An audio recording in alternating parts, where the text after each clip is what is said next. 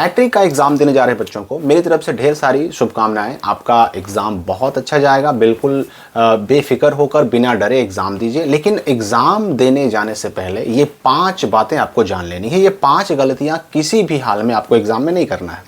देखिए, सबसे पहली गलती जो आपको नहीं करनी है, किसी भी हाल में आपको लेट से नहीं जाना है। जी हाँ, बिल्कुल। अगर फर्स्ट सिटिंग एग्जाम है तो आपको 9 बजे से पहले पहुंच जाना है सेंटर पे, और अगर सेकंड सिटिंग एग्जाम है तो आपको 1:30 बजे से पहले पहुंच जाना है। किसी भी हाल में आपको लेट नहीं करना, क्योंकि 1 मिनट की लेट भी ना आपको 1 साल आपका बर्बाद करवा सकता है। मतलब 1 साल बर्बाद होना बहुत बड़ी बात हो जाती है, ठीक है। तो आपको लेट बिल्कुल नहीं करना है। अच्छा, दूसरी गलती क्या नहीं करनी है कि चलिए अगर लेट हो ही गया किसी कारण से, अगर लेट पहुंच ही गया सेंटर पे, सेंटर का गेट बंद हो ही गया, तो आपको सेंटर पर अंदर घुसने के लिए किसी से बहस नहीं करनी है, लड़ाई झगड़ा नहीं करना है।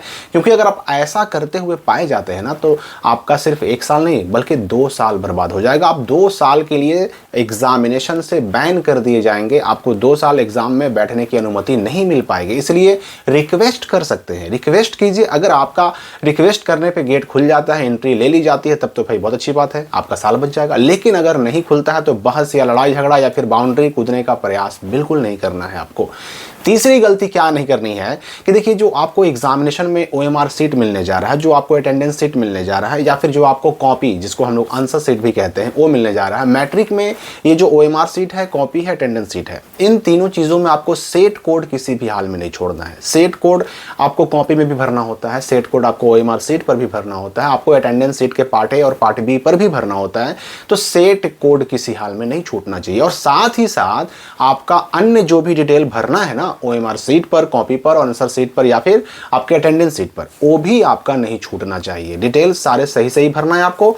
और अगर आपको भरने में मान लेते हैं कहीं कंफ्यूजन होगी भाई कैसा मिलेगा क्या मिलेगा, तो मैं आपको बता दूं कि देखिए, इसी वीडियो के डिस्क्रिप्शन में आपको ओएमआर सीट कैसा मिलता है मैट्रिक का, उसको कैसे भरना है, या फिर आंसर सीट कॉपी कैसी मिलती है, उसको कैसे भरना है, या फिर अटेंडेंस सीट कैसा मिलता है, उसको कैसे भरना है, क्या गलती नहीं करनी है, तीनों का अलग अलग वीडियो का लिंक आपको मिल जाएगा इसी वीडियो के डिस्क्रिप्शन बॉक्स में भी और कमेंट में भी। आप वहां से जाकर देख लीजिए, पहले भरना सीख लीजिए, क्योंकि सेम टू सेम वही मिलने जा रहा है आपको वही मिलने जा रहा है। आप भरना सीख लीजिए, बिल्कुल टेंशन फ्री हो जाइएगा। आप गलती ना करें, खास करके सेट कोड बिल्कुल नहीं छोड़ें। चौथी गलती आपको क्या नहीं करनी है मैट्रिक के एग्जाम में कि आपको एक भी क्वेश्चन छोड़ना नहीं है। अब आप सोचिएगा कि भाई जब हमको क्वेश्चन का आंसर याद ही नहीं होगा तो हम सबके सब लिखेंगे कैसे। देखिए, पहली बात तो ये मैं आपको बता दूं कि आपको सारे सवालों का जवाब देना नहीं है, ना ही ऑब्जेक्टिव में ना ही सब्जेक्टिव में। देखिए, ऑब्जेक्टिव प्रश्न जो भी रहेंगे वो डबल रहेंगे। जैसे अगर साइंस और सोशल साइंस का एग्जाम होगा तो उसमें 80 रहेंगे क्वेश्चन, 40 का जवाब देना रहेगा। और ऑब्जेक्टिव क्वेश्चन का जवाब आपको ओएमआर सीट पे देना है, सब्जेक्टिव क्वेश्चन का जवाब आपको आपके आंसर सीट यानी कॉपी पे देनी है। तो ऐसा नहीं कि डबल क्वेश्चन केवल आपको ऑब्जेक्टिव में ही मिलेगा, सब्जेक्टिव में भी डबल ही मिलेंगे। मान लीजिए जहां पर अगर 4 क्वेश्चन का आंसर देना है ना, तो वहां पर आपको 8 क्वेश्चन मिलेंगे, 8 में से कोई 4 का आंसर दीजिए।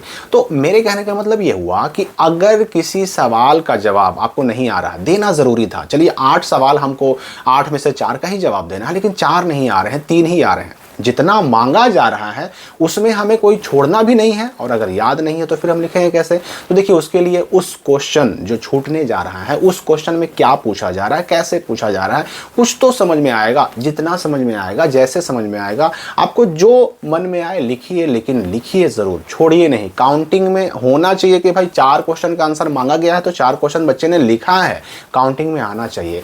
चलिए मान लेते हैं कि उस क्वेश्चन का आंसर जो आपने अपने से बनाकर लिखा, उसका क्वेश्चन का पूरा नंबर नहीं मिलेगा, लेकिन 4 में 3 ही नंबर मिल जाएगा, 1 ही मिल जाएगा, कुछ तो मिलेगा ना। नहीं लिखेगा तो कुछ नहीं मिलेगा, 0 मिलेगा। तो ना लिखने से कुछ लिखना, गलत लिखना या अपने से बनाकर लिखना बेहतर होता है।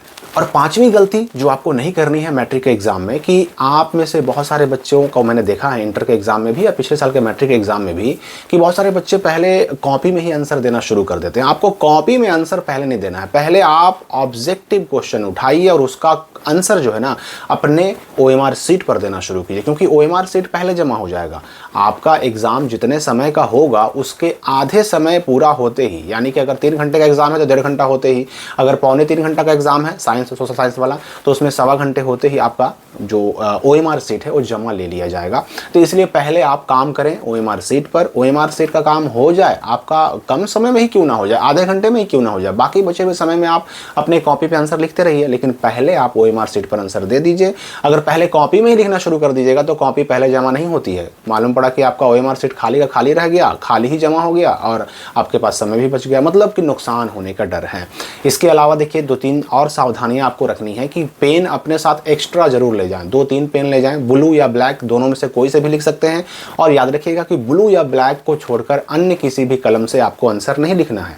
आप ब्लू और ब्लैक दोनों का भी यूज कर सकते हैं, दोनों में से किसी एक का भी यूज कर सकते हैं। पेन ऐसा ले जाएं जिससे आप पहले लिख चुके हैं, और पेन बिल्कुल नया नया मार्केट से दुकान से खरीद कर तुरंत नहीं ले जाएं, क्योंकि नया पेन जो भी होता है ना, चलने में थोड़ा सा दिक्कत करता है। तो इसलिए आप पेन को कुछ पहले चला लें, भले ही उसको पेपर पर ऐसे ही 2-3 बार 10 बार 20 बार चला लें, लेकिन चलाएं ज़रूर ताकि थोड़ा सा फ्री हो जाए, लिखने में आसानी हो जाए। जिस पेन पर आपका हाथ बैठा हुआ है वही इस्तेमाल करें।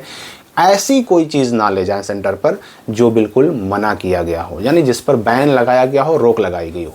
तो आपकी एग्जामिनेशन की शुभकामनाओं के साथ मिलते हैं हम अगली वीडियो में नए अपडेट और नई जानकारी को लेकर के।